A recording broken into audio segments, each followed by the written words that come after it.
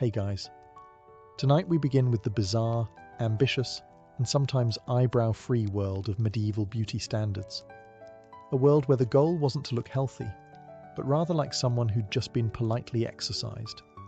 So before you get comfortable, take a moment to like the video and subscribe, but only if you genuinely enjoy what I do here. And let me know in the comments where you're tuning in from and what time it is for you. It's always fascinating to see who's joining us from around the world. Now, dim the lights, maybe turn on a fan for that soft background hum, and let's ease into tonight's journey together. In the medieval world, looking pale wasn't a sign that you needed more sleep. It was a fashion statement, a social flex, a silent announcement to the world that said, "I am too rich to ever see the sun, thank you very much." Unlike today, where a healthy glow might suggest yoga, smoothies, or a trip to the coast, medieval beauty flipped the script. Tanned skin, that meant you worked outside, which meant you were poor, which meant, gasp, manual labour, and nothing said not beautiful in the 14th century like knowing how to milk a cow. So, the paler you were, the higher your perceived status. And when we say pale, we don't mean a soft ivory glow. We're talking translucent, porcelain with vascular undertones. Skin so light it looked like you might have been recently startled by a ghost, or were a ghost. Of course, nature doesn't always cooperate, especially if you were born with an actual working circulatory system. So, people helped it along. Noble women, and even men occasionally, would apply white lead powder to their faces. It provided that signature corpse chic glow, and, as a bonus, slowly poisoned you. But beauty has always had its price. Some would use vinegar-soaked cloths to bleach their skin. Others applied a mixture of crushed pearls and egg whites, which not only lightened the face, but also had the side effect of making one's cheeks feel like a stale omelette. Veins were sometimes painted onto the arms and chest, using blue pigment to simulate delicacy. Because nothing says noble like pretending your skin is about to split open. Even literature got in on it. Romantic poems described women as pale as milk, white as snow, and once, wan as the moon in winter. Which is a nice way of saying, "She looks like she might faint. I love it." This pale aesthetic wasn't just about beauty. It was shorthand for class, purity, and complete economic disengagement with agriculture. If you could afford to be fragile, you were winning. Beauty in the Middle Ages often required commitment, and by commitment, we mean a slow, decorative form of chemical warfare on yourself. Because for those striving to achieve that prestigious pale complexion, nature just wasn't enough. So they reached for makeup, specifically lead-based white face powder. Yes, lead, as in the thing we now seal off old buildings for. But back then, it was considered cutting edge. The result was a smooth, pale, matte finish, the medieval equivalent of high-definition foundation. It made the skin look flawless, and eventually feel very not flawless. White lead powder was made by combining vinegar and metal, then allowing it to corrode into a white crust that could be ground into a fine powder. Apply that daily, and voila. You looked like a luminous, delicate aristocrat with a secret death wish. And if your skin began to flake, blister, or fall off in small diplomatic chunks, even better, it meant the makeup was working. Probably, this wasn't a one-product routine either. Many added mercury-based rouge for colour, or chalk dust for more staying power. Egg whites were brushed over the face for a smooth, glazed look. Basically, if it came from a barn or an alchemist's shelf, someone had rubbed it on their face in the name of elegance. The downside, other than the obvious slow poisoning, lead-based products caused everything from chronic fatigue and skin ulcers to hair loss and premature death, which is not listed on most modern skincare labels. But the fashion endured. Because if the choice was between dying slowly and being mistaken for a peasant, nobility often chose the scenic route to the grave. Men weren't always immune either. Some male courtiers also used powders or skin treatments, especially in the later medieval and early Renaissance courts, where image mattered almost as much as lineage. or at least as much as smelling less terrible than your rival. Of all the medieval beauty trends, the obsession with high foreheads may be the most eyebrow-raising. Literally, because people were removing their eyebrows for it. A tall, smooth, uninterrupted forehead wasn't just fashionable, it was considered elegant, intelligent, and divine.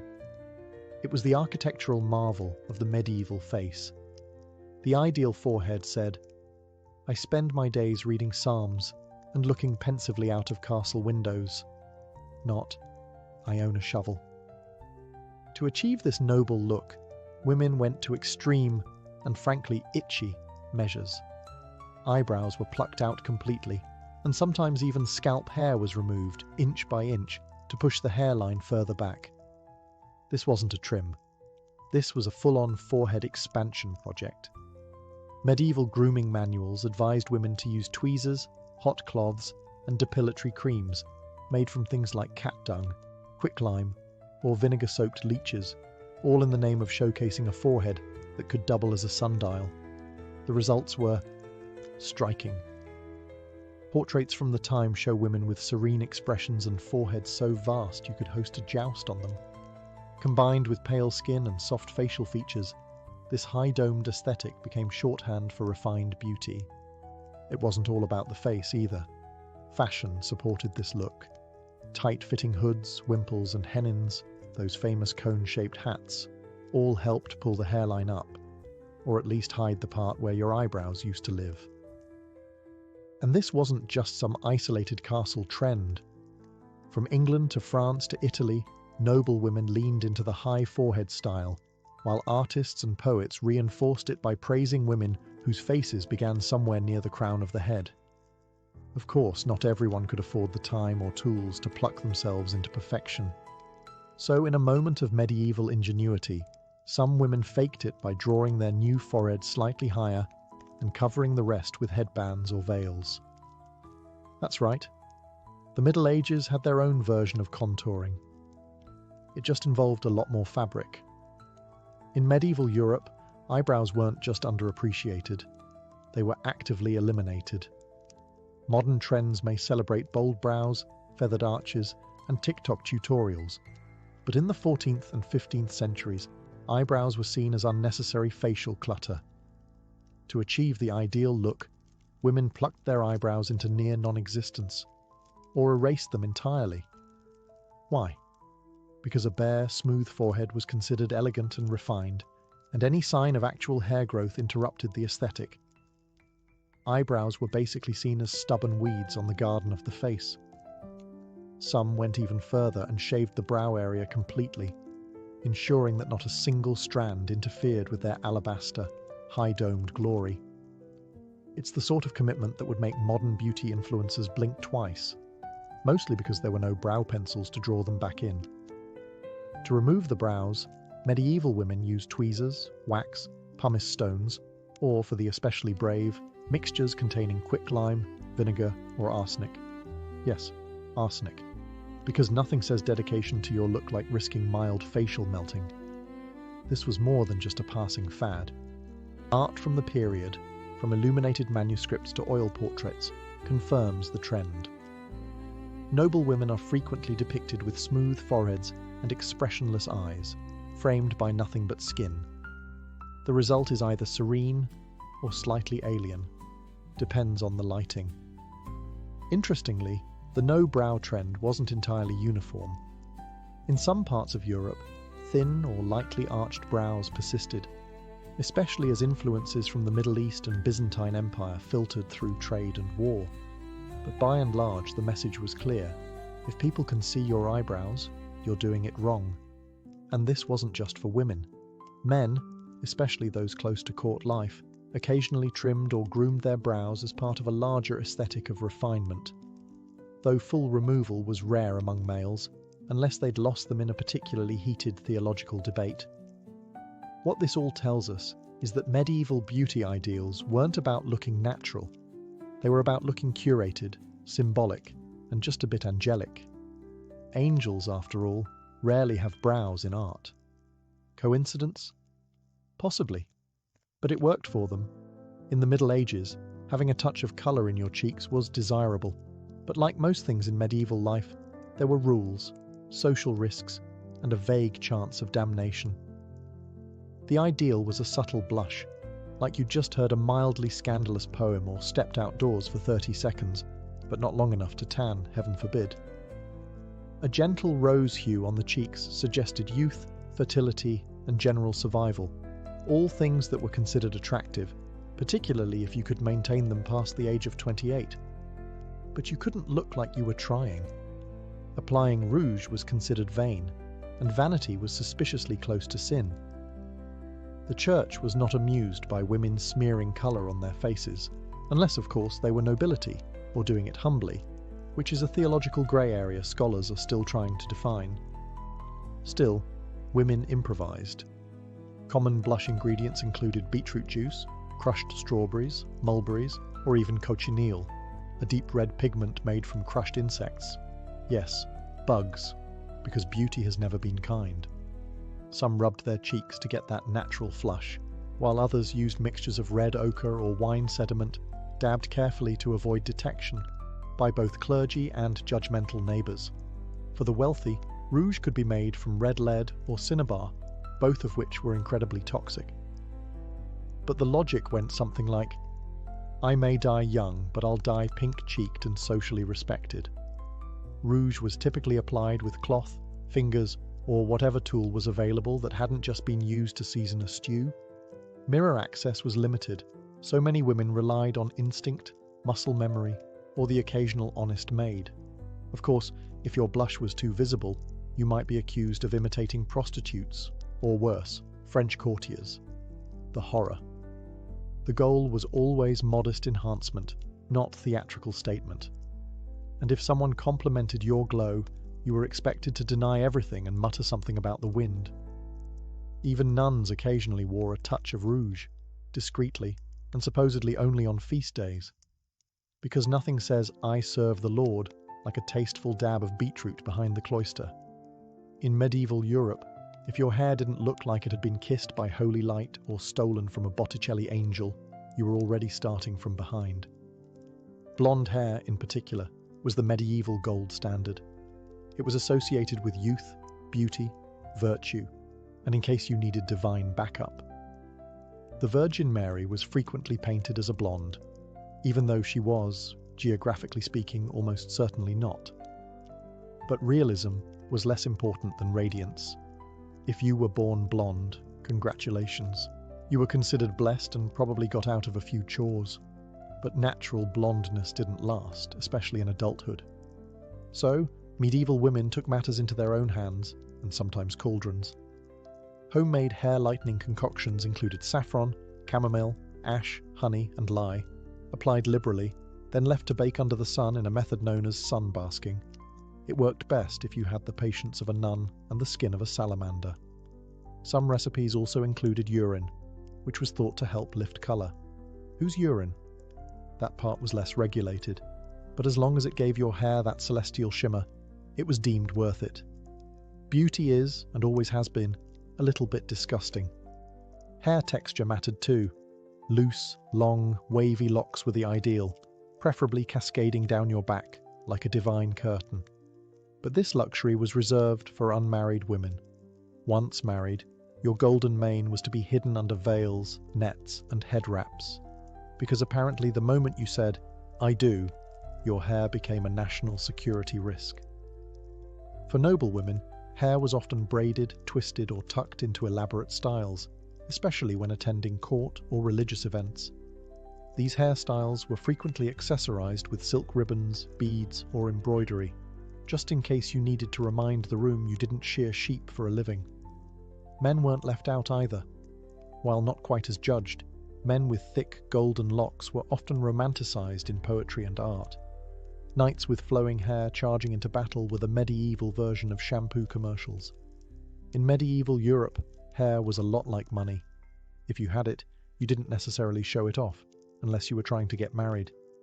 Then suddenly, it became a strategic asset. Unmarried women were encouraged to wear their hair long and loose as a symbol of purity and innocence, though not too loose, unless you were going for the ethereal forest maiden look, which was only socially acceptable if you were, say, an actual saint or being martyred. Otherwise, a gentle braid would suffice. But once married, your hair was immediately banished from public view. Congratulations, you now had a husband, and an obligation to wrap your locks tighter than a monastery's wine budget. Enter the world of veils, wimples, nets, and coifs, a medieval wardrobe of modesty that could make even the most radiant blonde disappear under 3 layers of beige linen. These coverings weren't just modest, they were practical. They protected hair from smoke, lice, and unsolicited compliments from troubadours. The most dedicated women layered their coverings.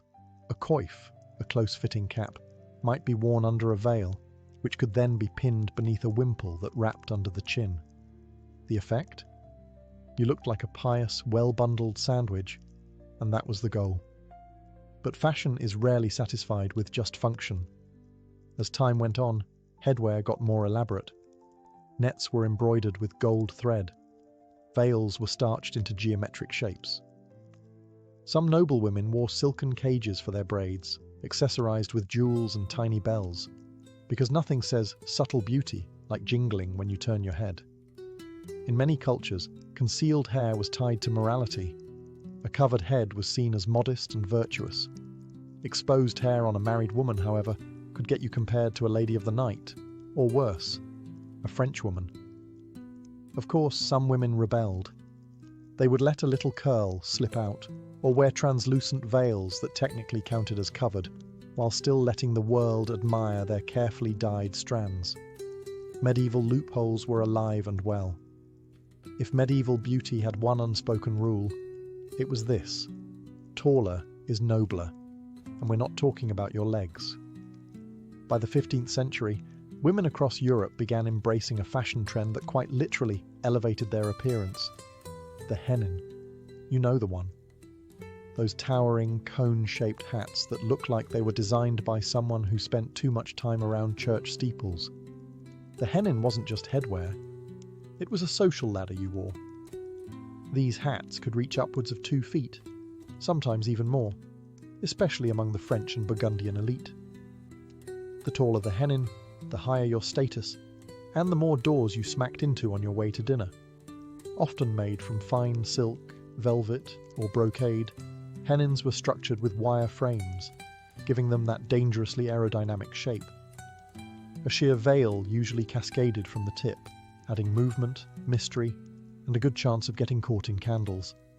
Now, getting your hair to fit under one of these things was an art in itself. Hair was braided and stuffed up into the cone, or sometimes completely shaved around the forehead real estate again, to help the hennin sit properly. Comfort was not part of the design brief, but hennins weren't the only vertical obsession. Some women wore heart-shaped escoffions, which looked like 2 croissants glued to either side of the head, or butterfly hennins, where veils were spread out like wings. Great for drama, not so much for rain. Outside of nobility, most women stuck with veils, linen caps, or circlets. Simpler, less dangerous, and less likely to be mistaken for a siege weapon. Clergy and conservative thinkers, as expected, were less than enthused. They warned that such ostentation invited vanity, sin, and possibly neck strain. Still, hennins remained popular among those who could afford them, much like most terrible but fashionable ideas throughout history. And while men didn't wear towering cones, they had their own style statements.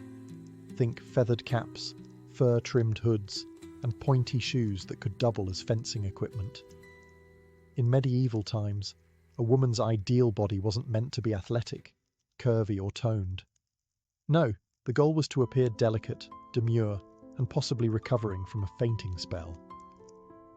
The ideal figure was slim, soft, and slightly ethereal, like someone who lived on honey water, courtly poems, and perhaps one fig a week. Beauty manuals didn't advise women to build strength or endurance. The only lifting expected of you was lifting your veil in a flirtatious gesture before swiftly looking away and maybe swooning. But this wasn't about looking sickly, at least not obviously. The sweet spot was somewhere between too weak to carry a bucket and still able to play the lute while sitting. A graceful, willowy figure was associated with nobility, because of course if you were working, you'd have broader shoulders, stronger arms, and the misfortune of muscle tone. The emphasis was on a narrow waist, soft curves, and a general air of spiritual exhaustion. Waistlines on dresses were often cinched just below the bust, an early version of the empire waist, to elongate the torso and give the illusion of height and fragility. And if that illusion needed help, tight lacing was available. Not quite corsets, those came later, but tightly bound kirtles and surcoats did the job just fine. Being too thin, however, wasn't the goal either. In times of famine or plague, being very thin was a red flag, as in, that person might be actively dying. A small hint of roundness, particularly in the face or hips, was considered healthy and fertile. Basically, if you looked like you could survive winter and still be poetic, you were in the sweet spot. Diet advice from the time wasn't exactly balanced. Beauty manuals recommended things like eating fennel for digestion, rose petals for breath, and drinking wine to improve complexion. Protein? Only if it had a feather still attached. Men, on the other hand, were allowed to have more substance. Broad shoulders, strong legs, and the ability to carry a sword without toppling over. But even then, nobility preferred a lean frame with refined posture, not brute strength. In the Middle Ages, a woman's eyes were her silent power, the medieval version of sending a flirty emoji, only with more spiritual implications and slightly less blinking. The ideal medieval eyes were large, clear, and soulful, the kind that seemed to whisper, "I'm full of virtue," and maybe just a hint of melancholy. Think of eyes that looked as if they had personally witnessed the fall of man and were still politely recovering. Poets of the period couldn't get enough of them. They described eyes as luminous orbs, dewdrops of heaven, or pools of pure devotion. What they rarely said was bloodshot, allergy-ridden, or "I was up all night churning butter." Light-coloured eyes, blue or grey, were often idealised in Northern Europe, associated with innocence, purity, and the general assumption that you hadn't seen too many disturbing things, or at least pretended not to. In Southern Europe, darker eyes were admired too, especially if they came paired with a noble lineage and a good dowry. Enhancing the eyes was challenging. There were no medieval eyeliner pens, just charcoal, soot, and optimism. Some women dabbed a little black powder around the lashes to make the eyes look bigger, risking irritation, blurry vision, or starting the world's first accidental smoky eye. But most women relied on nature and strategic lighting. Want to look more wide-eyed? Stand near a candle? Want to look virtuous? Look downward at all times, even if you trip over the cat. Interestingly, slightly teary eyes were admired. It suggested emotional sensitivity, piety, and perhaps that you'd just finished praying or reading something uplifting, like a 300-line poem about chastity. Artificial tears weren't available, but staring directly into smoke or enduring mild public humiliation usually did the trick. As for eye contact, it was a delicate dance. Too much could be seen as bold, flirtatious, or suspiciously French. Too little, and you risked seeming shifty or possessed. The trick was to occasionally glance up from beneath lowered lids, like someone who'd memorized the Bible but wasn't about to brag. Let's talk about something rarely mentioned in medieval love poetry: breath. Specifically, what it smelled like. While a knight might wax lyrical about his lady's rosebud lips or pearl-like teeth, he usually skipped over what happened when those lips opened. That's because medieval dental hygiene was, at best, an aspirational concept, and minty freshness wasn't invented yet. Unless you count standing near a herb garden and hoping for the best. Still, fresh breath was technically considered desirable. A gentle, sweet-smelling mouth hinted at youth, health, and that you probably hadn't eaten garlic and eels for breakfast, though, statistically, you had. Medieval women did what they could. They chewed parsley, fennel seeds, cloves, cinnamon sticks, and occasionally twigs, not just for the taste, but to keep the mouth tolerable. Think of it as the pre-mint version of gum. It didn't sparkle your teeth, but it made you slightly more kissable, or at least less terrifying in close conversation. For those with access to apothecaries, there were also herbal pastes and mouth rinses made from sage, vinegar, and myrrh. These were applied sparingly, both because they were expensive and because opening your mouth too wide in public was considered a bit much. Toothbrushing, as we know it, wasn't standard. Instead, people wiped their teeth with cloth, rubbed them with chalk or crushed herbs, or used chew sticks, small fibrous twigs that could scrub and double as something to fidget with while your suitor recited bad poetry. And while halitosis wasn't exactly romantic, it wasn't considered shocking either. After all, everyone had bad breath to some degree, and they all had bigger problems, like surviving winter or avoiding being burned as a heretic. For noblewomen, the trick was to minimize offense while maintaining grace. Conversations took place at arm's length. Public affection was limited, and when in doubt, fan yourself and look contemplative. Bonus points if you carried a small pomander, a scented orb filled with herbs, to wave gently in your own direction as needed. In modern times, a great smile can launch 1,000 dating apps. In the Middle Ages, a smile was a risky endeavour, best used sparingly, like spices or peasant revolts. Why? Well, medieval dental hygiene wasn't exactly flourishing. Teeth were important, yes, but more for chewing bread than charming suitors. Most people had teeth that ranged from slightly questionable to actively terrifying, especially by age 30. So the fewer people saw them, the better. This wasn't entirely due to negligence. Tooth decay was rampant thanks to diets heavy in bread, porridge and mead, and lacking in toothbrushes, dental floss, or literally any kind of fluoride. Sugar wasn't widely consumed yet in most of Europe, but even basic starches broke down into tooth-tarnishing misery. Also, dental surgery at the time was essentially an exorcism with pliers. Despite this, a healthy smile was quietly admired, just not loudly celebrated. White, even teeth were rare and seen as a mark of youth and fortune and perhaps a miracle. But people weren't going around flashing big, toothy grins like medieval toothpaste commercials. In fact, a demure, closed-lip smile was far more fashionable. Think I might be contemplating a sonnet rather than I'm thrilled to be here.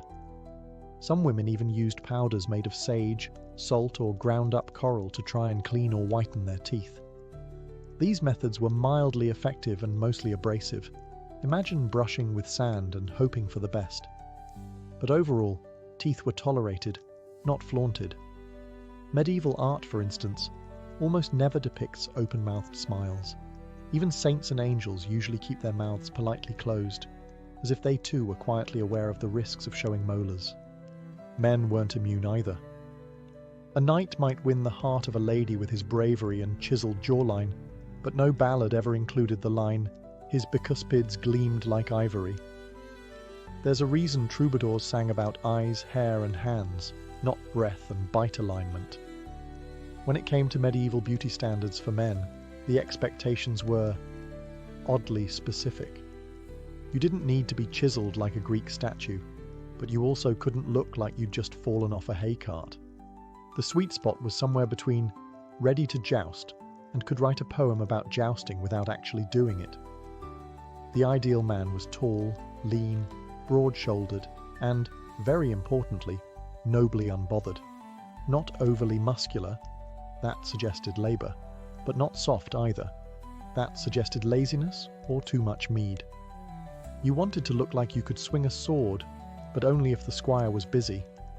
A defined jawline, high cheekbones, and a straight nose were all considered attractive. Think, prince in an illuminated manuscript, rather than village strongman. A well-groomed beard or a smooth, clean-shaven face was acceptable, depending on the region and era. But either way, it needed to look intentional, not like you'd been lost in the woods for a week. Hair was typically shoulder-length and styled, especially for noblemen. Curls were in fashion in many courts, especially if they occurred naturally or looked like they did. Some men even used curling irons. Yes, really, small heated rods, or herbal rinses to enhance texture and shine. Because nothing says I'm above manual labour, like sitting for 45 minutes while your page boy styles your fringe. Clothing played a huge role in enhancing the male silhouette. Padded shoulders, cinched waists, and fitted tunics helped create the ideal body shape, with extra emphasis on posture. A nobleman did not slouch. He glided, often with a hint of disdain. And if a man did happen to be naturally muscular, that was fine, as long as he wasn't caught actually working with those muscles. Fighting in wars was acceptable, hauling barrels was not. Above all, the look was effortless. You weren't supposed to try to be attractive. You were simply born noble, and that alone made you appealing. A kind of medieval version of hot without trying, except instead of a gym membership, you inherited land and a falcon. In an era where bathing was technically optional and plumbing was mostly a dream with a Latin name, scent management became an art form. And not the glamorous, walk through a cloud of Chanel No. 5 kind of art, more the mask it and pray variety. To be fair, people did bathe, just not as often as we'd hope, especially depending on the century, location, and plague frequency. So to keep from offending nostrils, human and divine, medieval men and women turned to the olfactory power of herbs, oils, and perfume pouches. Let's begin with the pomander, a small, hollow ball made of metal, worn on a chain or pinned to clothing, and filled with strongly scented herbs like cloves, rosemary, cinnamon, sage, and occasionally something ominously labelled powder of roses. These weren't just for elegance, they were portable smell shields. Think of them as the medieval version of walking around with a Febreze grenade. The nobility also favoured perfumed gloves, handkerchiefs, and even scented combs.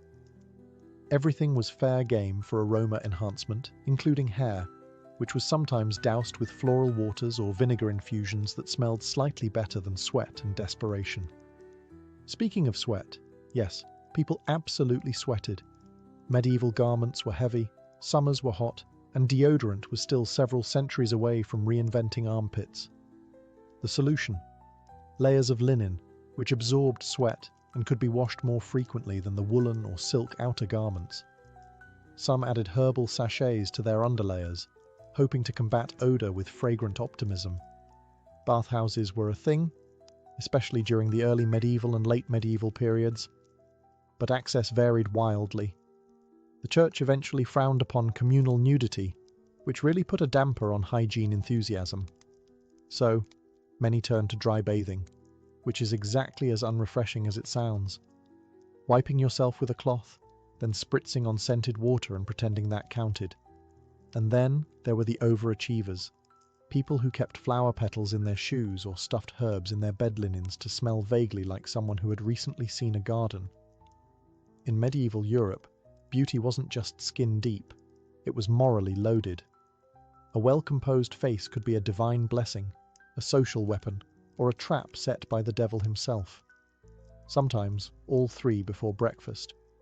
To be beautiful was to walk a very fine line. On one hand, physical beauty, clear skin, symmetrical features, pale complexion, was considered a sign of virtue.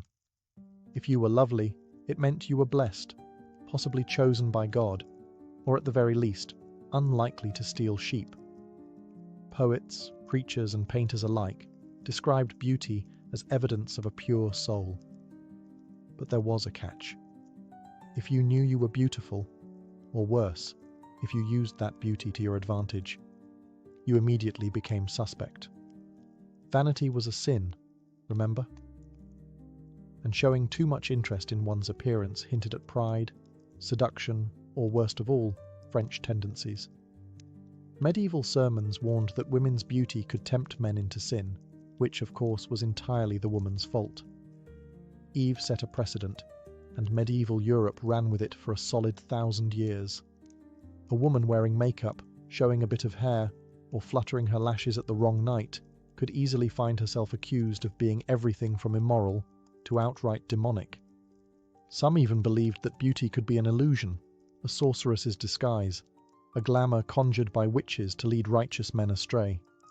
This may sound dramatic, but remember, This was a time when bad weather could get you burned at the stake. Conversely, those who were plain or ill-featured were sometimes assumed to be morally deficient, or just unfortunate. The idea that outward appearance reflected inner character wasn't just popular, it was doctrine in some circles. Beauty meant grace, ugliness meant punishment, illness, or divine disappointment. Of course, all of this made things spectacularly confusing. Be beautiful, but don't try too hard. Glow with virtue, but not so much that it looks like pride. And above all, never look more attractive than the local lord's wife. That was a one-way ticket to a silent convent or an unusually convenient illness. So in the end, medieval beauty standards weren't just about aesthetics. They were a full-blown moral tightrope, balancing vanity, virtue, and whatever powdered lead was left in your makeup kit. The Persian Immortals were more than just elite troops. They were a statement, a living symbol of imperial strength, precision, and unyielding continuity. Their origins trace back to the very birth of the Achaemenid Empire under Cyrus the Great in the 6th century BCE. At a time when Persia was rapidly transforming from a regional power into a sprawling imperial juggernaut, Cyrus understood something vital. An empire needs a backbone. Not just administrators and governors, but an elite force that could project dominance, inspire loyalty, and suppress rebellion with equal efficiency. Thus, the Immortals were born. The name Immortals wasn't just a bit of royal flair, it was a logistical and psychological masterpiece. According to Herodotus, their strength was always kept exactly at 10,000 men. If one man died, fell ill, or was wounded, he was instantly replaced. The numbers never wavered. From the outside, it seemed they could not be diminished, could not be weakened, and above all, could not die. Whether myth or clever bookkeeping, the image stuck and the name endured. Immortality, in this case, wasn't about individual survival. It was about the eternal presence of Persian might. These men weren't random conscripts. To be an immortal meant being selected from among the Persian nobility, or at least from families of high status and proven loyalty. Training began young. Discipline was brutal. Loyalty to the king, unquestionable.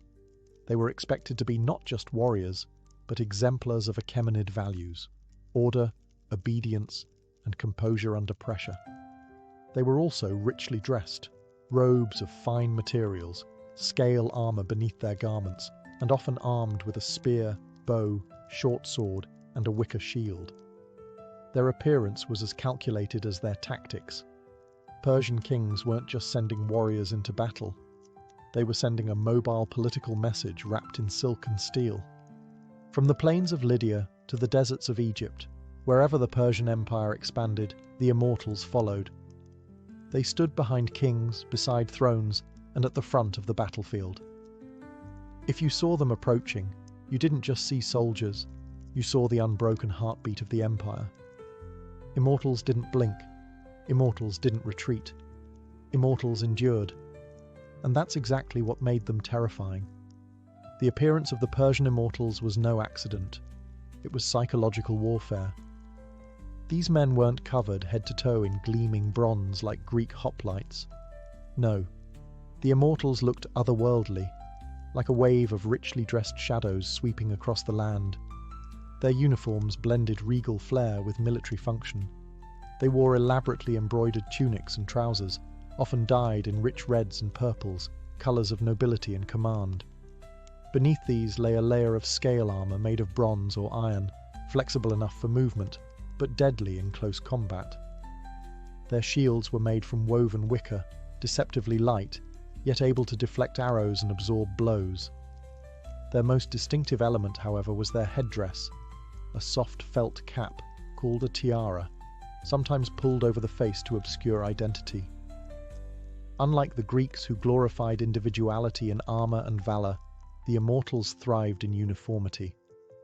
10,000 men, moving in near silence, all similarly armed and armoured, created a visual spectacle that overwhelmed the senses. It was like watching a curtain of death descend on the battlefield. Each Immortal carried a short spear, a bow with a quiver of arrows, and a short sword or akinaka at their belt. But perhaps most impressive was their ability to move quickly and remain deadly in almost any terrain. Their training emphasized agility and endurance over brute strength. They could march across entire provinces without breaking formation.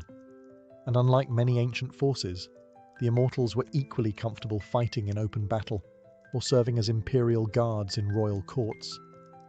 Their equipment was light enough to ensure swift deployment, but potent enough to intimidate and destroy. It wasn't about brute force.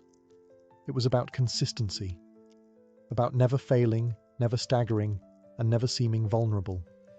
And that consistency, combined with the mystery of their appearance, helped forge their legend. When they marched into battle, drums would pound and dust would rise behind them, but their expressions remained eerily composed. No roaring, no boasting, just eerie, synchronized precision. It was as though they were not men, but machines, crafted not in flesh, but in discipline, ritual, and fear. To face the Immortals wasn't simply to face death. It was to face a concept that some armies didn't just fight. They endured without pause or pity.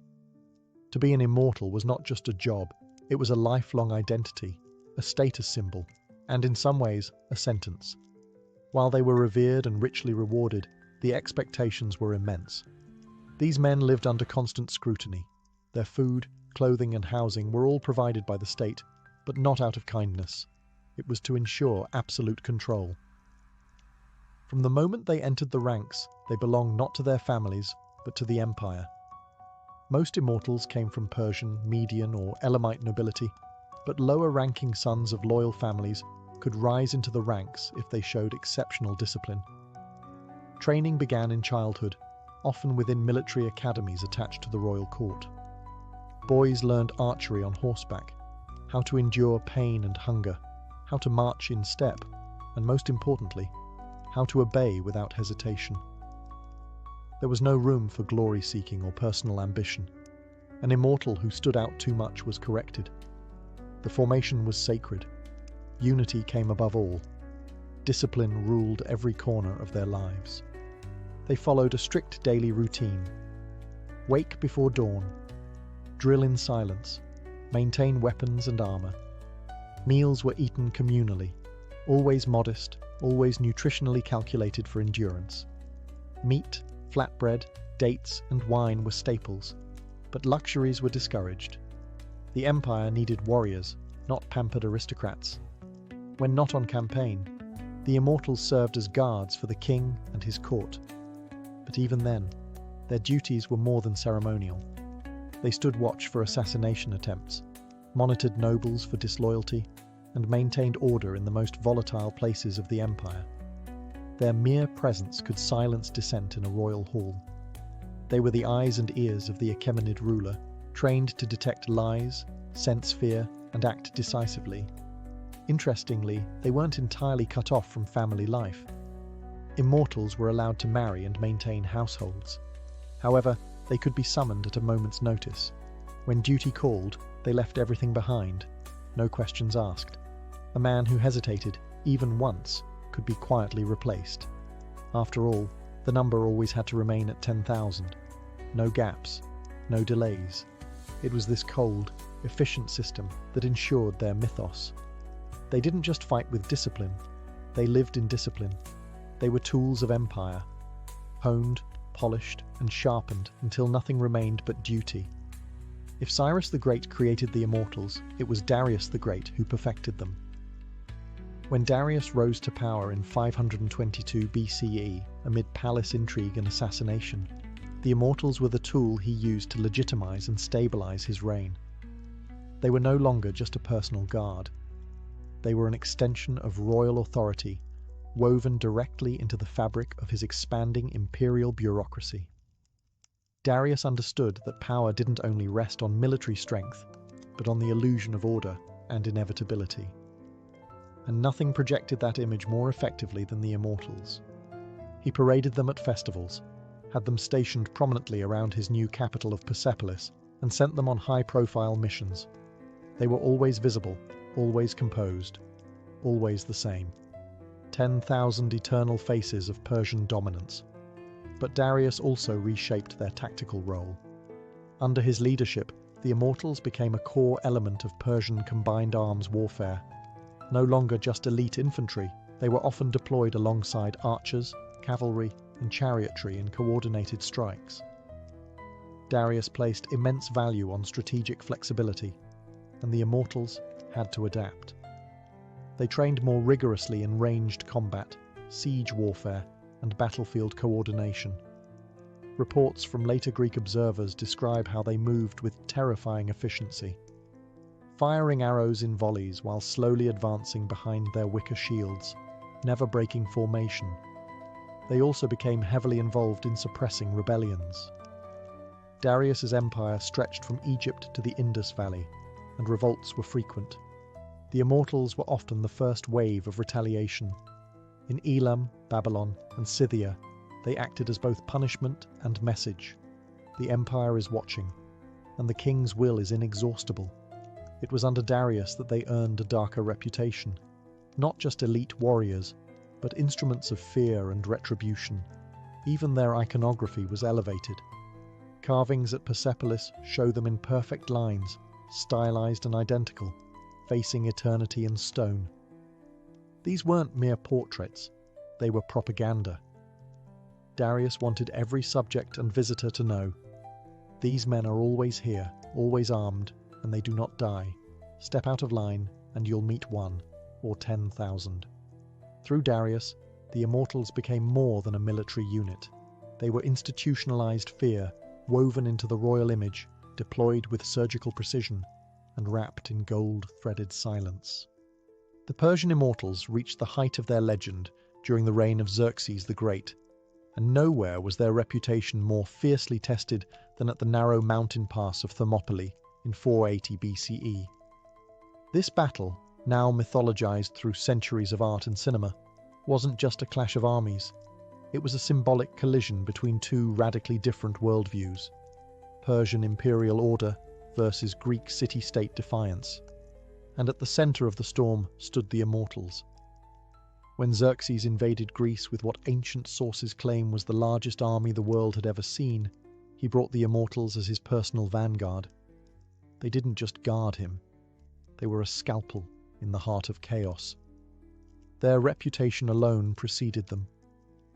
The Greeks had heard of the 10,000 who never died, the elite troops who served kings like gods and fought with flawless precision. At Thermopylae, they met resistance that rattled their mythos. King Leonidas and his few thousand Greeks, most famously 300 Spartans, held the narrow pass against wave after wave of Persian attacks.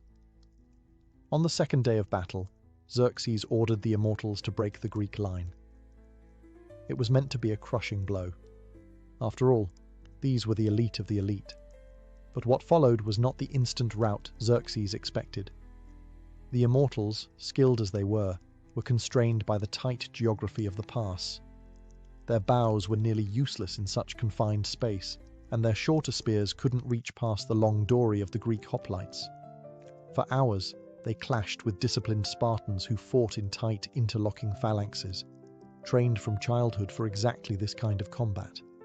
The Immortals suffered losses, heavy ones. Herodotus noted, perhaps with some glee, that they were no more successful than the ordinary troops. It wasn't just a military defeat, it was a rupture in their image. The Immortals had always appeared untouchable, gods of war in silk and scale. But at Thermopylae, they bled. They died. And for the first time, the illusion of their immortality cracked under the weight of Spartan spears and Greek defiance. Yet even in defeat, they remained terrifying. They adapted, they regrouped, and they marched again. Immortality, after all, wasn't about invincibility. It was about endurance. The most fascinating part of the Persian Immortals wasn't just their training or battlefield tactics. It was their system.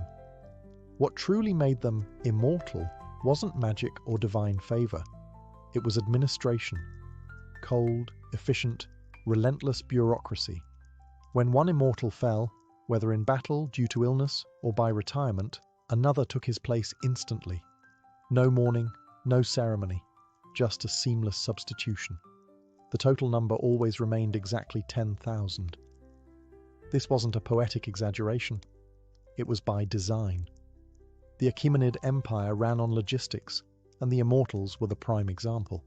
They had a constantly maintained pool of trainees and understudies, young men being groomed to fill vacancies the moment they appeared.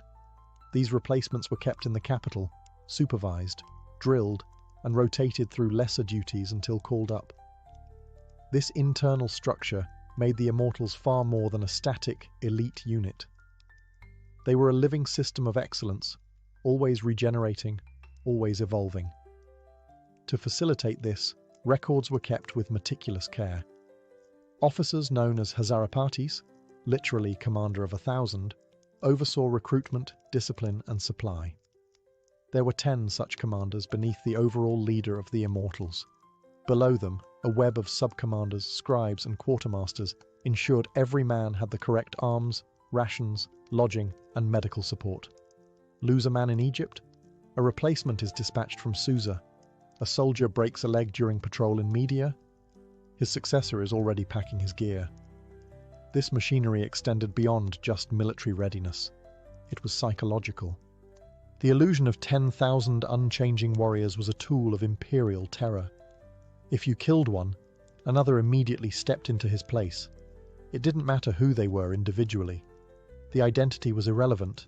The presence was eternal.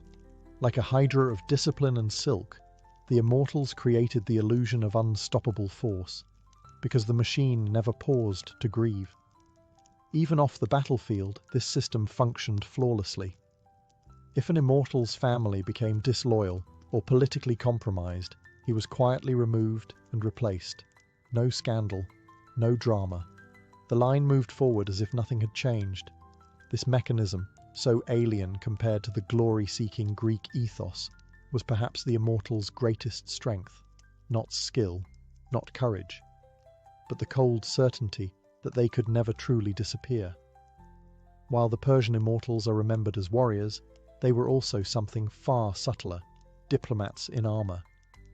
In the Achaemenid worldview, military force wasn't just about conquest, it was about presence, and the Immortals were often deployed not just to fight, but to be seen, to enter foreign courts as living representations of Persian elegance and power.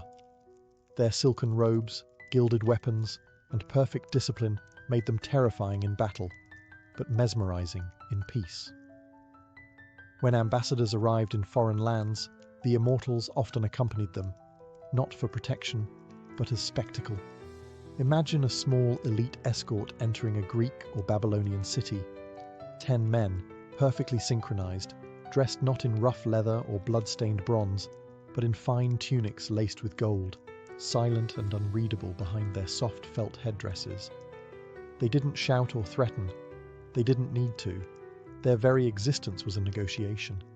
In satrapies, provinces, Immortals were regularly stationed to remind local governors where true power resided.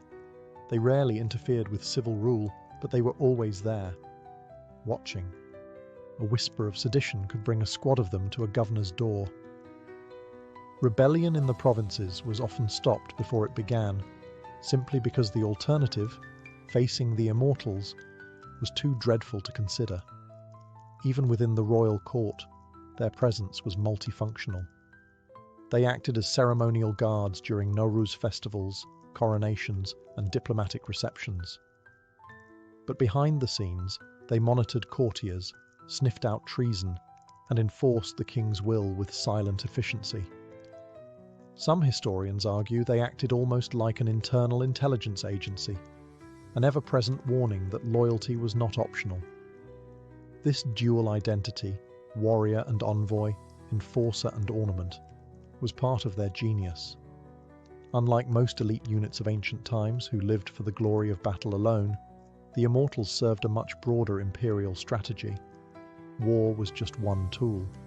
Theirs was an empire held together not just by swords, but by symbols. The Immortals understood that fear and awe are siblings. In foreign courts and remote palaces, their arrival sent a clear message.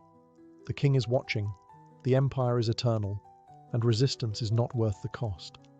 And in this way, they fought wars without ever unsheathing a blade. All empires age, and so do their legends. By the later years of the Achaemenid Empire, the Immortals were still feared, still respected, but no longer invincible. The machinery that had once made them immortal began to rust, not with a dramatic collapse, but with slow, creeping inefficiency. As Persian kings grew increasingly detached from the battlefield, more concerned with courtly luxury and intrigue, the Immortals too began to shift. From hardened warriors into royal ornaments. Under kings like Artaxerxes and Darius III, the elite guard still existed, still dressed the part, still marched in perfect formation. But cracks had formed. Recruitment standards slipped. Political favoritism began to seep into their ranks. Where once only the most disciplined and loyal men were selected, now nobles pulled strings to place unworthy sons into the sacred 10,000. The result was subtle, but fatal. Uniformity without spirit, discipline without heart. This decay became tragically obvious when Alexander the Great launched his invasion of Persia in 334 BCE. At the Battle of Gaugamela in 331 BCE, the Immortals were deployed alongside the Persian centre to defend Darius III. And although they fought with courage, they could not hold against the tactical brilliance and ruthless momentum of Alexander's Macedonian phalanx. They were outflanked, outmaneuvered, and overwhelmed. Worse yet, the myth didn't survive the battle. For centuries, the name Immortals had inspired awe.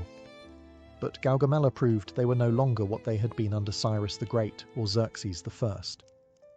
The machinery of instant replacement faltered.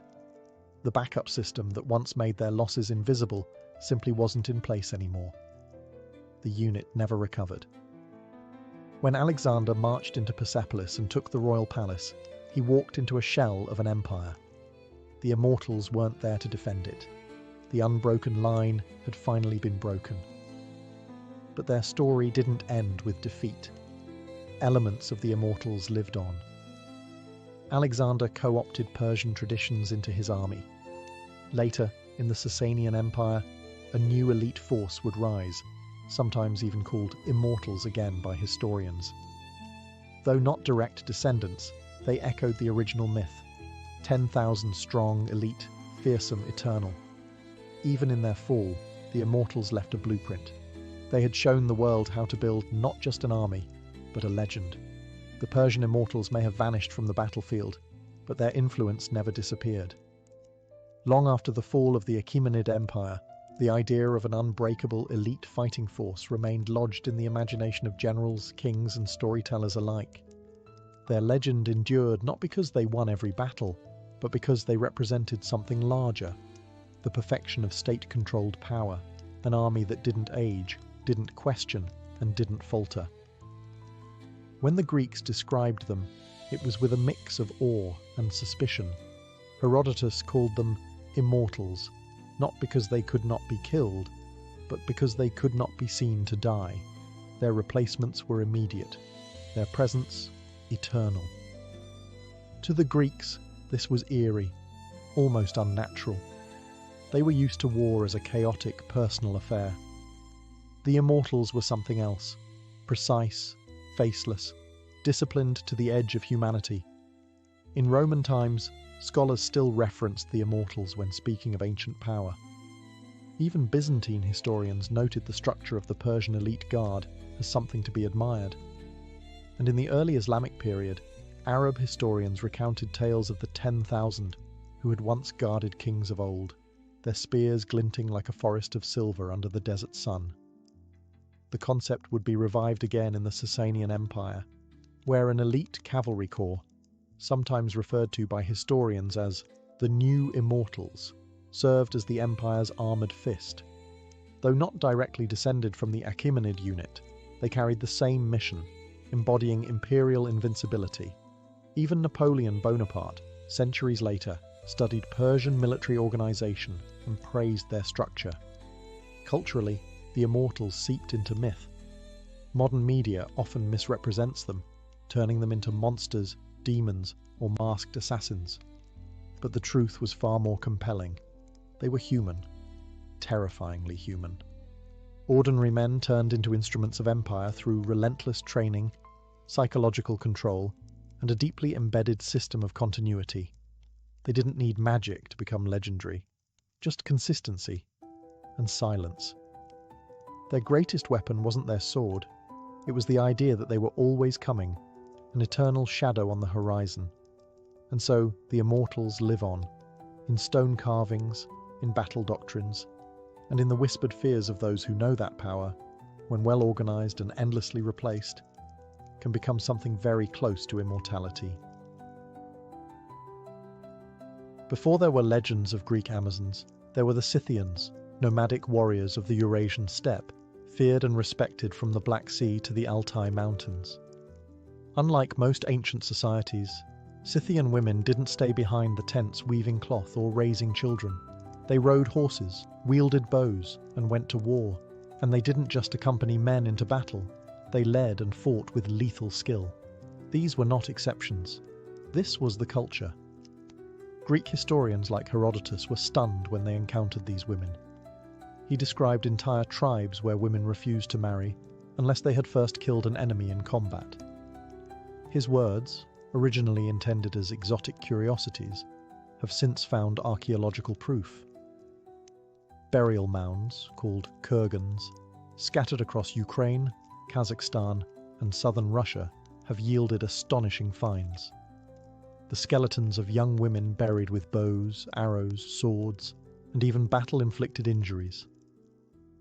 One such discovery revealed a woman with an arrowhead lodged in her spine, her body armoured, her grave richly furnished. These weren't ceremonial weapons. They had been used, and so had she. Scythian society was fundamentally different from its contemporaries. Life on the steppe demanded mobility and resilience. Everyone, male or female, had to ride, hunt, and defend the tribe. Girls learned archery as young as boys did. They wore the same leather trousers, the same armour. They even wore their hair and tattoos in similar fashion, indistinguishable on horseback under a storm of arrows. This created a warrior culture in which gender roles were fluid on the battlefield, but strict off it. A Scythian woman could be deadly at full gallop, and then return home to fulfill ritual and maternal duties. The two roles were not in conflict, they were complementary. Greek myths of the Amazons may have been inspired by exaggerated encounters with Scythian women. But while the Amazons of myth vanished into fantasy, the Scythians were real. They fought Persians, clashed with Greeks, and terrified the Macedonians. And for centuries, they roamed the steppe with fire and fury, men and women alike. In the small West African kingdom of Dahomey, modern-day Benin, an army of women once struck fear into European colonizers, rival kingdoms, and anyone foolish enough to underestimate them. They were known as the Agogi, but the French nicknamed them the Dahomey Amazons, comparison to the Greek myths. But these warriors were very real. By the 18th and 19th centuries, the Agogi had become the standing royal guard of Dahomey's king. But they weren't just guards. They were elite infantry, trained to kill, to defend, and to never retreat. Initially, they may have started as elephant hunters or palace attendants, but over time they evolved into a formal, feared military force. Recruited as young girls, often chosen for their strength or spirit, the Agogi were separated from families and placed into intense training. Discipline was total. They ran obstacle courses filled with thorns, sparred with real blades, and swore oaths of celibacy and absolute loyalty to the king. They wore braided sashes and carried muskets, machetes, and clubs. But their deadliest weapon was psychological. European observers during the 19th century were shocked by their fearlessness and brutality. One French officer noted with unease how a Dahomey Amazon rushed forward, ripped open a man's throat, then calmly wiped her blade. These were not symbolic warriors. They were frontline shock troops used in raids, battles, and ambushes.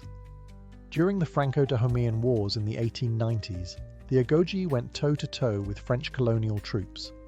Outnumbered and outgunned, they still launched night raids, executed ambushes, and fought street by street to defend their kingdom. Their tenacity forced French commanders to reconsider their tactics and their assumptions about gender in combat. But it wasn't just their battlefield success that mattered. The Dahomey Amazons existed in a deeply patriarchal world, and yet they carved out a space of total autonomy and influence.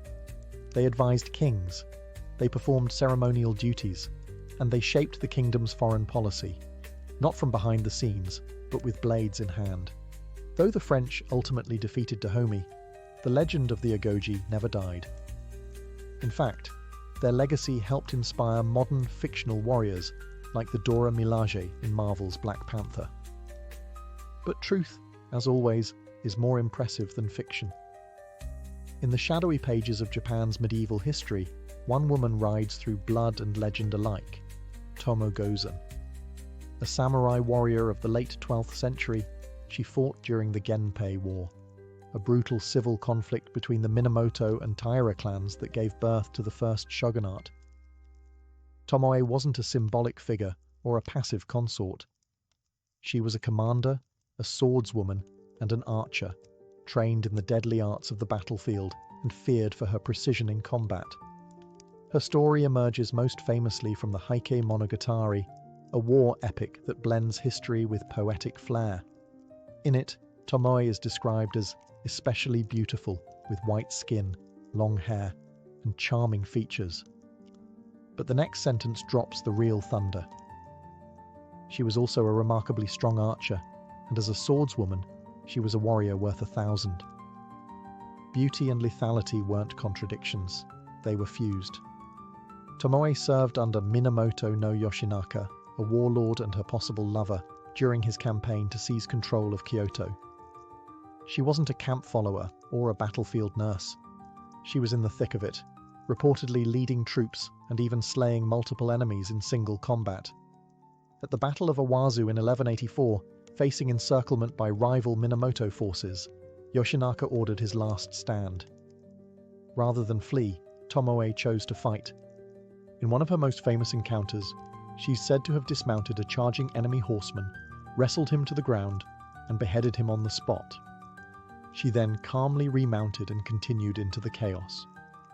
That moment, possibly embellished, possibly true, has endured for centuries as a symbol of her unmatched composure and skill. But what happened to Tomo after the war remains a mystery. Some say she was captured and forced into marriage. Others say she became a nun, retreating into silence. Still others believe she vanished, like a ghost, back into the mists of legend. Whatever the truth, the legacy of Tomo Gozen survived in theatre, folklore, and national memory. In a society built on rigid gender roles and patriarchal control, Tomo Gozen stood apart, blade drawn, head high, and utterly unafraid. She wasn't just fighting for her lord, she was fighting for her right to exist in a world that told her she shouldn't. In the 1st century CE, the Roman Empire was at its peak, disciplined, organized, and seemingly unstoppable. But then came Boudica, a flame-haired Celtic queen from Britannia, who nearly brought the Roman machine to its knees. Her name would echo through history as a symbol of raw vengeance, national pride, and the terrifying force of a woman with nothing left to lose. Boudica was the wife of Prasutagus, king of the Iceni tribe in what is now eastern England. He was a client king under Rome, a puppet ruler allowed to maintain power as long as he kept the peace.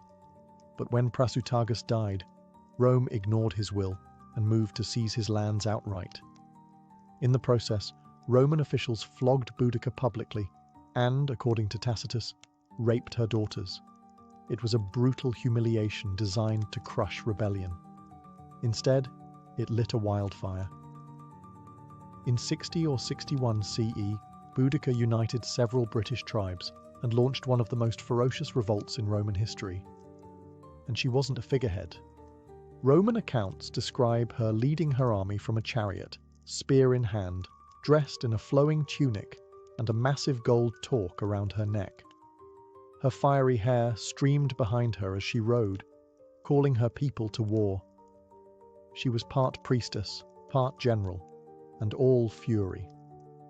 Her forces descended on Camulodunum, modern Colchester, burning it to the ground. Next came Londinium, the seed of modern London, where she slaughtered Roman colonists and razed the city. Historians estimate over 70,000 Romans and sympathizers were killed in just a few months. Her army left a trail of ash and shattered arrogance behind them. But the Romans, under Governor Gaius Suetonius Paulinus, regrouped. Despite being vastly outnumbered, they lured Boudicca into a pitched battle where Roman discipline and formation tactics proved decisive. The rebellion was crushed. Boudicca, facing defeat, is said to have taken poison rather than be captured. Though her uprising failed, Boudicca's legacy only grew. Roman historians painted her as a barbarian, and yet one whose courage and leadership were impossible to ignore. For the British, especially in later centuries, she became a symbol of resistance against tyranny, both foreign and domestic. In the war-ravaged steppes of Central Asia, during the golden age of Mongol expansion, there emerged a woman who terrified warriors and embarrassed princes, not with a sword, but with sheer physical dominance. Her name was Kutulun, and she was the great-great-granddaughter of none other than Genghis Khan. But she didn't just ride in his shadow, she carved out a legend of her own, one headlock at a time. Born around 1260 CE, Kutulun was the daughter of Kaidu Khan, a powerful cousin of Kublai Khan and a rival claimant to leadership in the Mongol Empire. Kutulun was raised like a warrior prince, trained in archery, horse riding, and battlefield tactics. But she stood out most for her talent in wrestling, a deeply respected and highly competitive sport among the Mongols. According to the Persian historian Rashid al-Din, Kutulun vowed she would only marry a man who could beat her in a wrestling match. Many tried, all failed. Dozens of suitors walked away defeated and humiliated, some even wagering horses, gold, or herds on their chances. It's said she amassed 10,000 horses from her victories, turning her into not just a champion, but one of the wealthiest women on the steppe. But Kutulun wasn't just tossing men onto the dirt for fun. She fought alongside her father in real battles, commanding troops and breaking enemy lines. During campaigns against both rival Mongol factions and Chinese forces, Kutulun was Kaidu's most trusted military advisor. He even considered naming her as his successor, an unprecedented move in a culture dominated by male warlords. This, unsurprisingly, sparked backlash. Some Mongol nobles whispered that her influence was unnatural, her power too threatening. In the end, Kaidu didn't make her his heir, choosing a male relative instead, but her reputation endured. Even Marco Polo, who travelled through the Mongol Empire, wrote of a Mongol princess who fought like a tiger and could ride and shoot as well as any man. Later, histories tried to romanticize or minimize her, turning her into a love-struck figure or reducing her story to legend. But make no mistake, Kutulun was real, and her strength was legendary. She proved that in the heart of the most male-dominated empire on earth, a woman could still rise, not because she was allowed to, but because no one could stop her. In a time when women couldn't vote, own land freely, or even wear men's clothing without risking arrest, one French teenager not only wore armour, she led armies. Joan of Arc, born in 1412 in a tiny village called Domremy, was an illiterate peasant girl. But by the age of 17, she would command troops, confront kings, and bend the course of the 100 Years' War between France and England. Her rise wasn't born from military training or noble lineage. Joan claimed divine inspiration. She said she heard voices, those of saints like Michael, Catherine, and Margaret, who told her that she had been chosen to drive the English from France and crown Charles the Dauphin as king. It was a wild claim, one that should have gotten her dismissed as mad. Instead, it got her an audience with the future King Charles VII. The court tested her, clergy grilled her for weeks, but somehow she passed. They saw something in her, conviction, charisma, something unexplainable. And so, clad in white armour, her banner flying high, Joan was sent to Orléans, a besieged city that symbolized the war's turning point. French commanders were skeptical, but Joan's mere presence revitalized their spirit. She didn't just stand on the sidelines, she led charges, braved arrows, and rallied troops under fire. Against all odds, the French lifted the siege.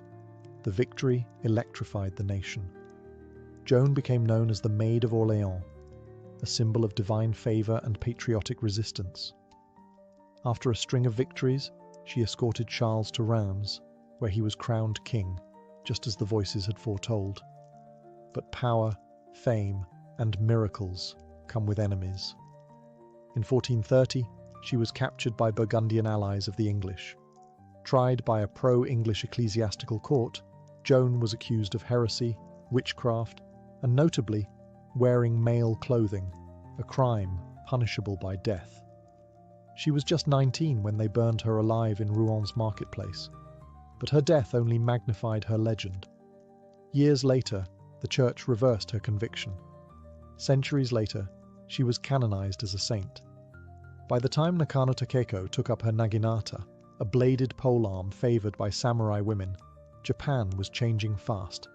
It was the late 1860s, and the samurai class was being dismantled as the country modernized. But in one final stand for the old ways, this young woman would write herself into history as the last true Onabu geisha, female warrior of the samurai tradition. Nakano was born in 1847 into a respected family of scholars and warriors. From a young age, she studied Confucian classics, calligraphy, and most importantly, martial arts. Her favored weapon, the naginata, was more than just practical. It was symbolic. Traditionally used by women of the samurai class, it allowed for extended reach and graceful, fluid combat.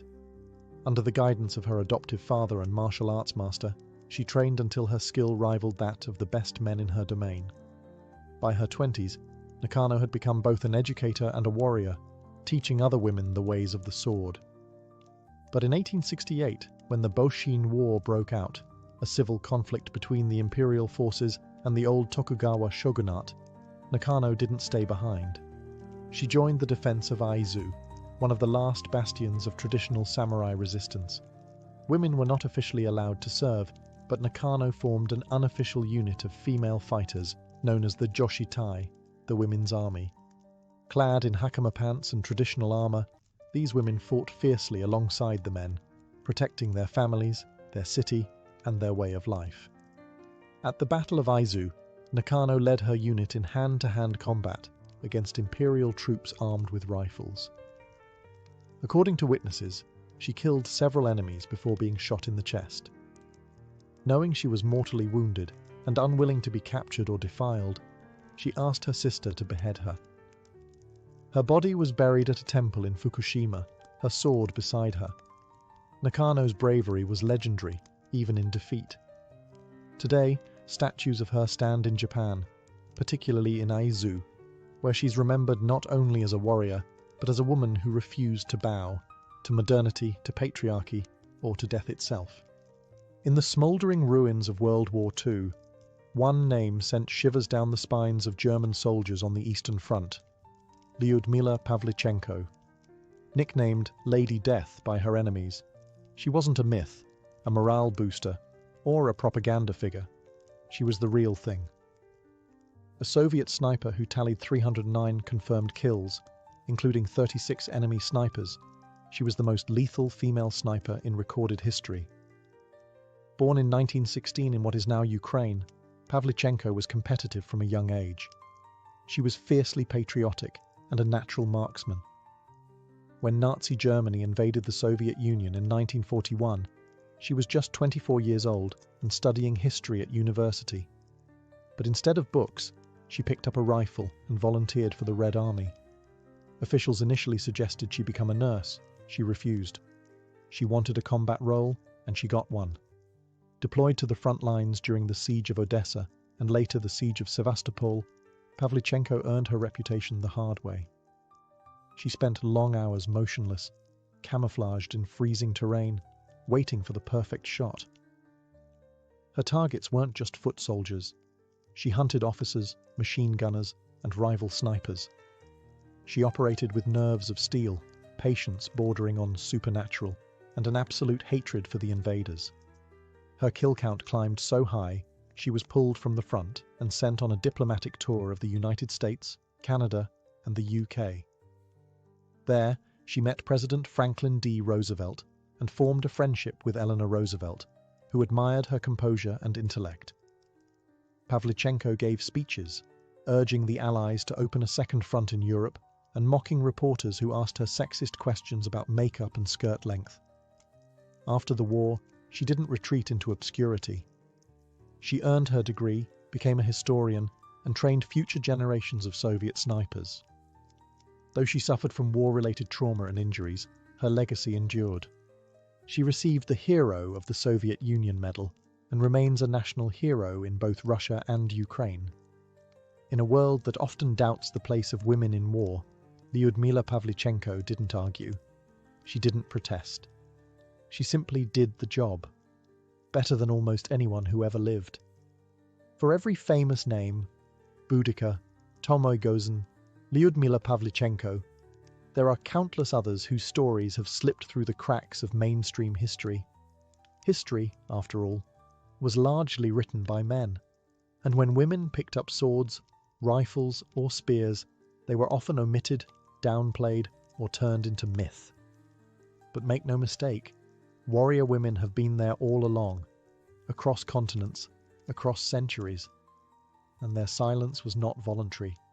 Consider the Trung sisters of Vietnam, Trung Trac and Trung Nhi, who led a rebellion against Chinese occupation in the 1st century CE. They rode elephants into battle, rallied thousands of followers, and ruled an independent state for 3 years before being crushed by superior Chinese forces. Their resistance is still commemorated today, with temples and festivals in their honor, even though global history books rarely mention them. Or the Ya Asantewaa of the Ashanti Empire in West Africa, who, in 1900, led a rebellion against British colonial forces.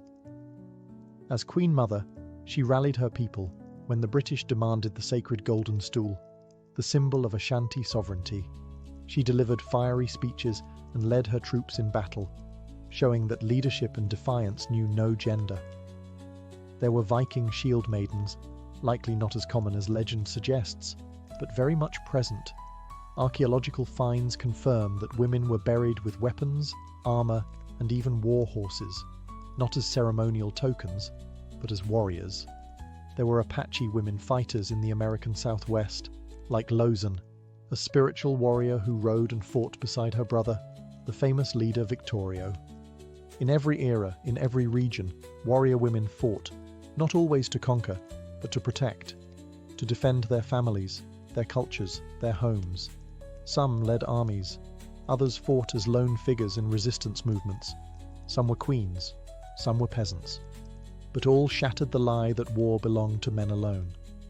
Today, their legacy is being reclaimed. From scholarly research to pop culture representations, the stories of these women are finally resurfacing, and each rediscovered name is a reminder. History is not just what was written, it's also what was erased. These women didn't ask to be remembered, they asked to be respected, and slowly, the world is beginning to listen. In the heart of ancient Mesopotamia, modern-day Iraq, music wasn't just entertainment, it was ritual, power, and language. And no instrument embodied this more than the lyre.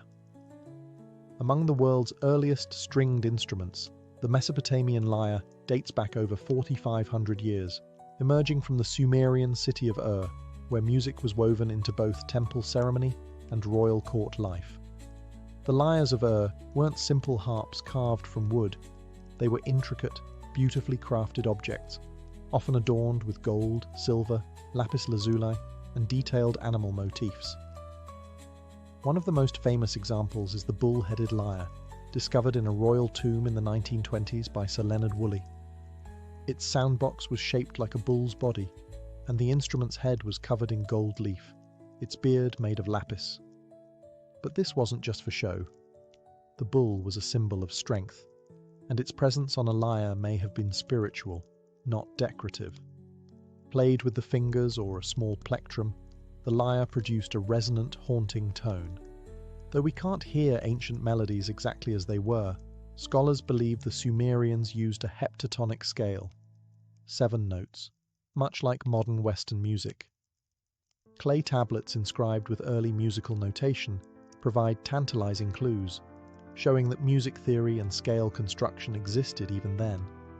These lyres weren't confined to palace halls.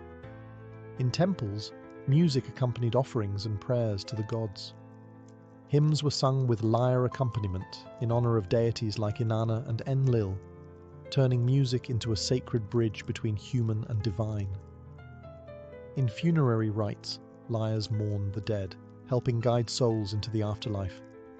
They weren't just instruments, they were voices of transition and transformation.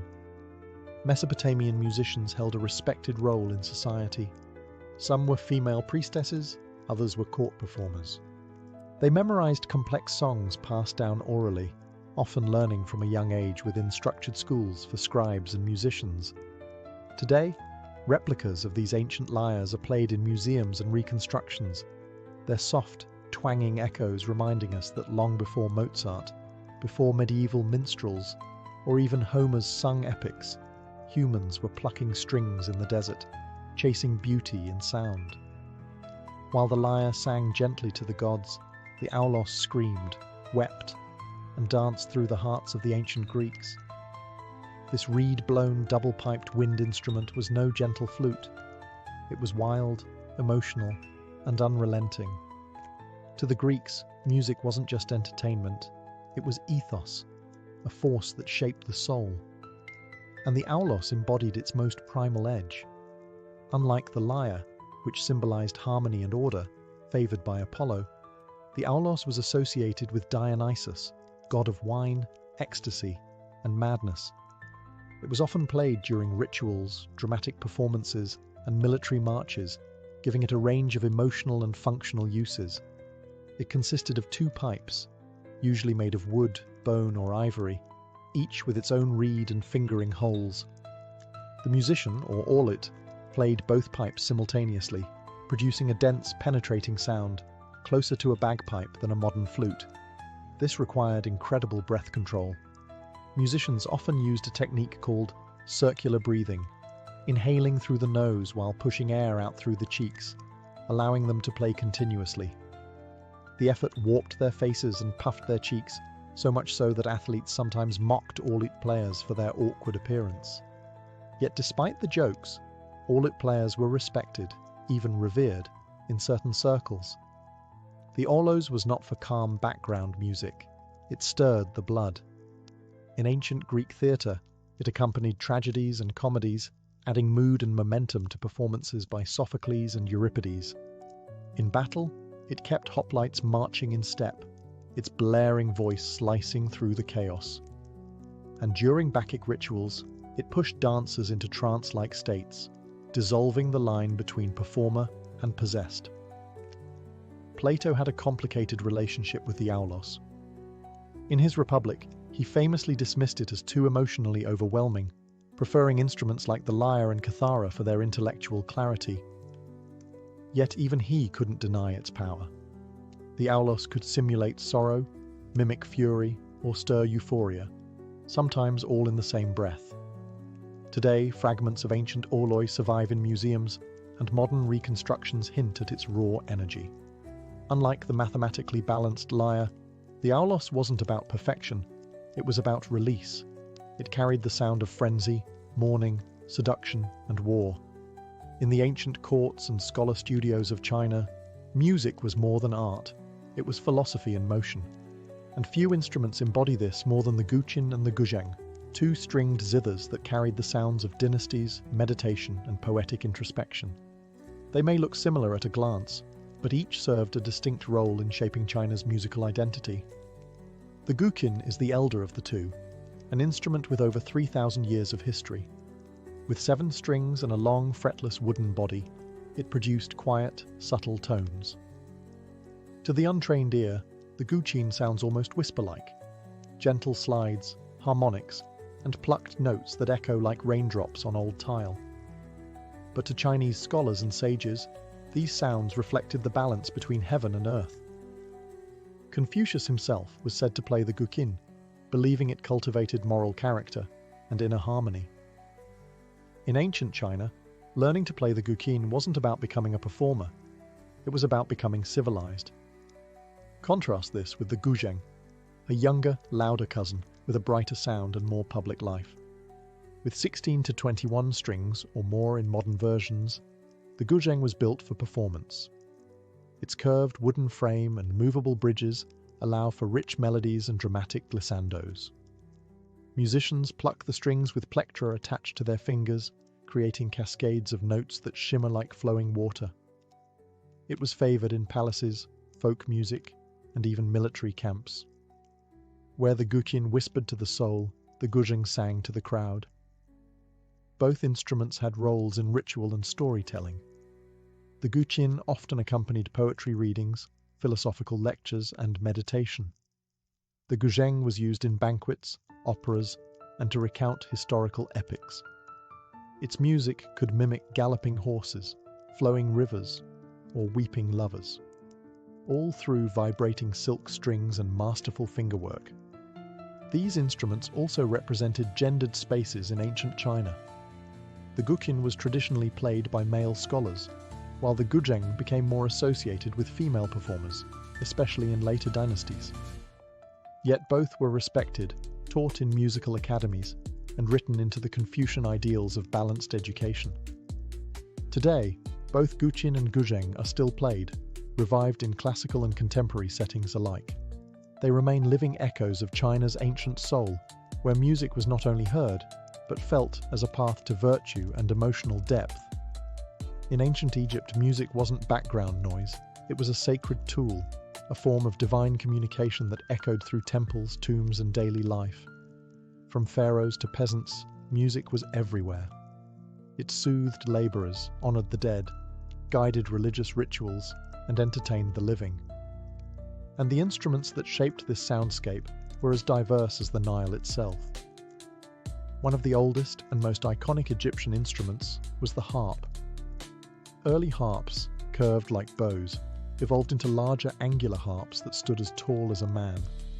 These instruments were plucked with the fingers, often by temple musicians or court entertainers. Harps weren't just for art, they were associated with the afterlife. Tomb paintings often show harpists playing for the souls of the dead, easing their journey into eternity. Then came the sistrum, a sacred rattle associated with the goddess Hathor, protector of music, motherhood, and joy. Made of metal with loose crossbars, the sistrum produced a jangling sound when shaken. It wasn't subtle, but it was powerful, used in temples to summon gods, purify spaces, and drive out evil spirits. The shaking of a sistrum was believed to please deities and maintain cosmic order. Flutes, often made from reed or bone, added breathy melodies to processions and rituals. The double clarinet, with two pipes played simultaneously, created a rich, buzzing harmony, a predecessor of the aulos of Greece. Percussion came through frame drums, hand clappers, and even castanets, especially in dances and festivals. Professional musicians in Egypt held respected positions. Many were women, depicted in art as harpists and singers, often serving temples. These women were more than entertainers. They were chantresses of Amun, musicians of Isis, figures of spiritual power. Music could honor gods, accompany offerings, and mark the transition between life and death.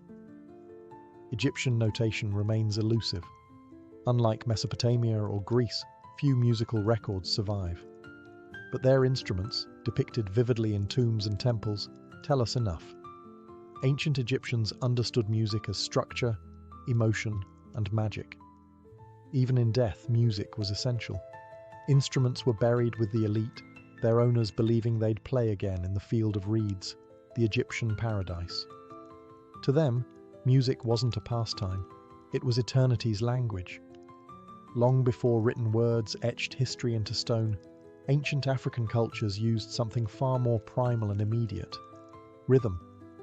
Across the continent, drums weren't just instruments. They were voices.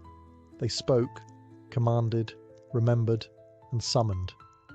In Africa's ancient societies, music, especially percussion, was a living, breathing language that carried stories, laws, identities, and the pulse of the divine.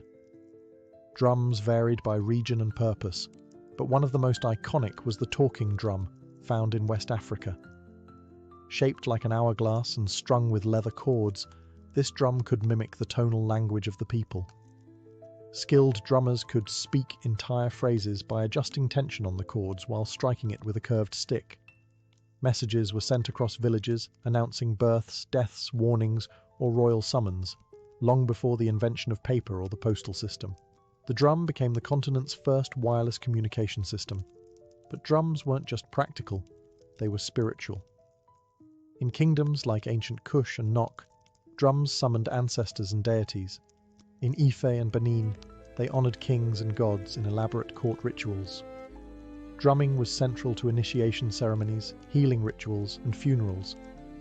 It was said that to beat a sacred drum was to awaken forces beyond the veil.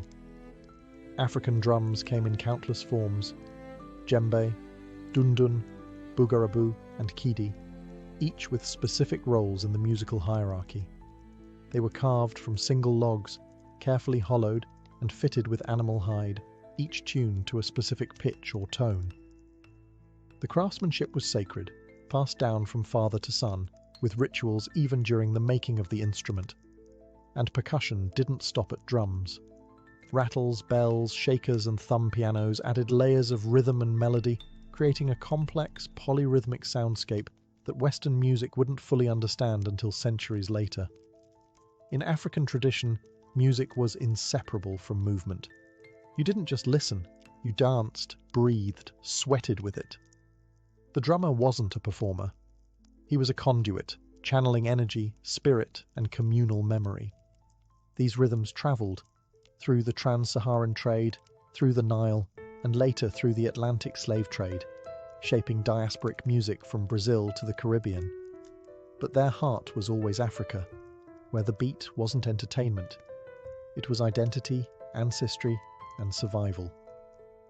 High in the Andean mountains, where the air thins and the clouds brush the earth, music floated through the stone cities and terraced fields, not from string or drum, but from wind. Ancient Andean civilizations like the Nazca, Moche, and Inca developed a rich musical tradition centered around aerophones, flutes, whistles, and most famously, panpipes, or siku. The siku is a deceptively simple-looking instrument, multiple reeds or bamboo tubes of varying lengths, lashed together in a row or stacked in double rows.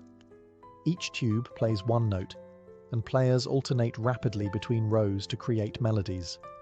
The result is a haunting, breathy harmony that echoes across mountains like a conversation with the wind itself. Siku ensembles were often played in pairs, two players performing alternating notes in interlocking patterns, a technique called hocketing, which symbolized the Andean ideal of duality and balance in nature and society. Flutes made of bone, clay, or reed were also widespread, some so small they could hang from necklaces, others large enough to produce deep, resonant tones. Many were carved in the shapes of birds, snakes, or spirits, showing the spiritual link between sound and the natural world. These weren't just musical instruments, they were sacred tools. Music was used to call rain, bless harvests, honor the sun, or communicate with ancestors. One particularly fascinating find is the ceramic whistling vessels of the Moche civilization. When water was poured into them, internal chambers forced air through a whistle, producing eerie tones, literally musical pottery.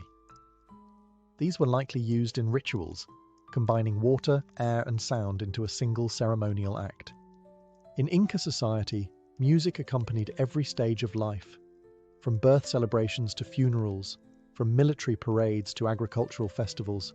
There was a melody for every moment. Inca musicians played for gods like Inti, the sun, and Pachamama, the earth, offering their breath as a form of spiritual devotion. Even soldiers marched with coordinated flute music, turning warfare into ritual choreography. Though Spanish colonization nearly erased many native traditions, the sound of Andean flutes never fully vanished. Today, their echoes can still be heard in Peruvian highlands and Bolivian villages, an ancient voice of stone, wind, and sky, still singing in the thin air. In ancient India, music was more than a performance. It was cosmic engineering. According to Hindu philosophy, the universe itself was created from sound, from the primordial vibration known as Om. From this belief grew one of the world's most intricate and enduring musical traditions, rooted in ritual, mathematics, and spiritual transformation. Early texts like the Vedas, dating back to at least 1500 BCE, already contain hymns known as Saman chants, which were meant to be sung, not just recited. These hymns formed part of sacred rituals, with specific melodies designed to align the soul with divine forces.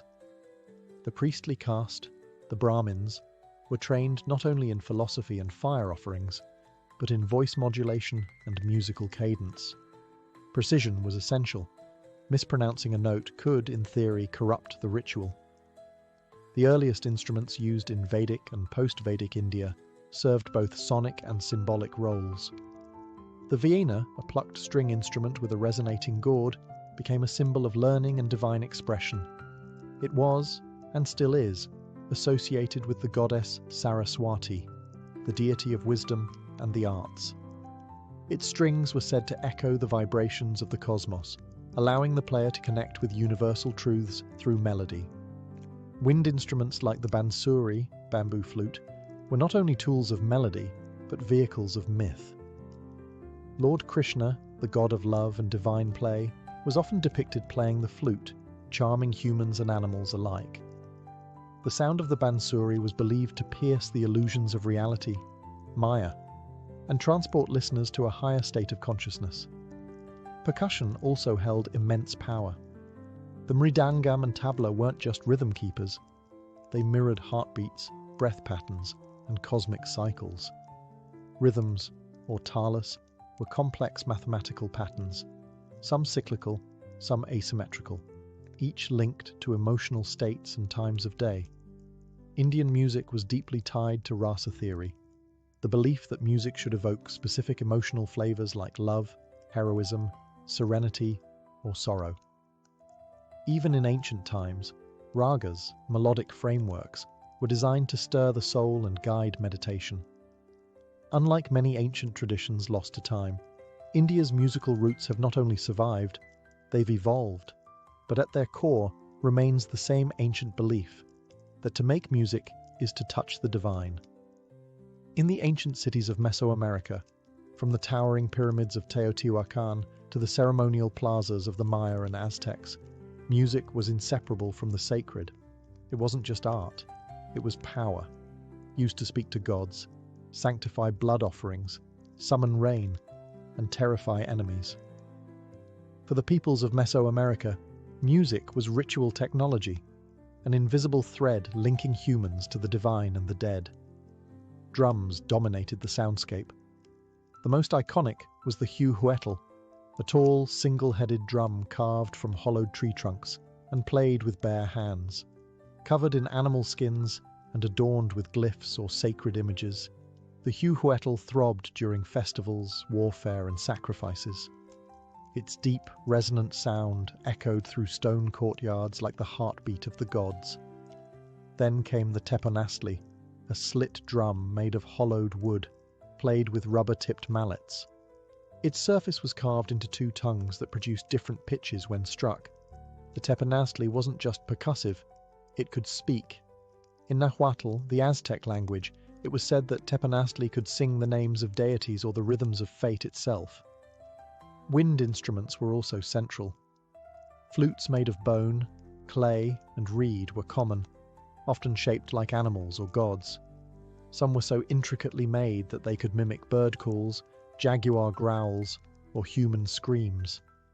In fact, the infamous Aztec death whistle, shaped like a skull and blown like a flute, produces a blood-chilling shriek, possibly used during war or sacrificial ceremonies to strike terror into enemies or open portals to the spirit world.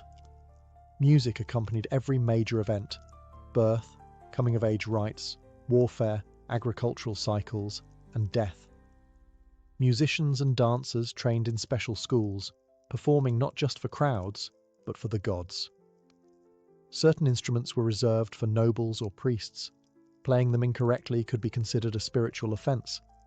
Even sacrifice, central to Aztec religion, was carried out to a musical score. Drums pounded, flutes wailed, and conch shells howled while hearts were offered to the sun. The music didn't soothe, it activated. It guided souls, fed gods, and kept the cosmic engine turning. In Mesoamerica, music wasn't a backdrop. It was the ceremony. It wasn't meant to entertain. It was meant to transform. Though the civilizations of antiquity have risen and fallen, their music has never truly died. It lingers, not always in sound, but in ritual, design, and cultural DNA. In many ways, ancient music was never meant to be preserved in sheet music or captured in recordings. It was passed through hands, mouths, and hearts, a living tradition encoded in memory and performance. Take the Chinese guqin or Indian veena. These aren't museum pieces, they're still played today, often using techniques that have been passed down for millennia.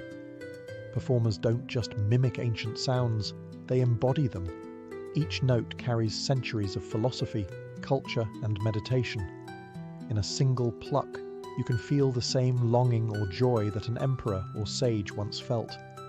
In Africa, the drums still speak. The rhythms of the djembe, the call and response of griots, the syncopation of dance, all echo ancient practices that predate colonial maps or written history. Even in the Americas, the haunting breath of the Andean siku, or the thunder of powwow drums among indigenous tribes, reflects echoes of ancestral voices. Some instruments are direct descendants, others are inspired reinventions, but the roots are ancient. Even in modern Western music, ancient concepts survive. The 7-note heptatonic scale used in Mesopotamia laid a foundation for modern harmony. Greek music theory, modes, intervals, ethos, fed into early Christian chant and the eventual birth of classical music. And the instruments? The lyre became the lute, which birthed the guitar. The Aulos's double reed design inspired the oboe and bassoon. But perhaps the most enduring legacy is the purpose of ancient music. It wasn't meant to sell tickets or top charts. It was ritual. It was healing. It marked birth and death, sowing and harvest, love and war. It meant something. Even today, music remains our universal language, able to stir emotion without words, to create community without walls. In a digital world overflowing with noise, ancient music reminds us that sound can be sacred, that rhythm can be memory, and melody a thread between worlds. Whether whispered from a guqin, shouted through a war drum, or piped from a clay flute, the songs of our ancestors still echo. We just have to listen.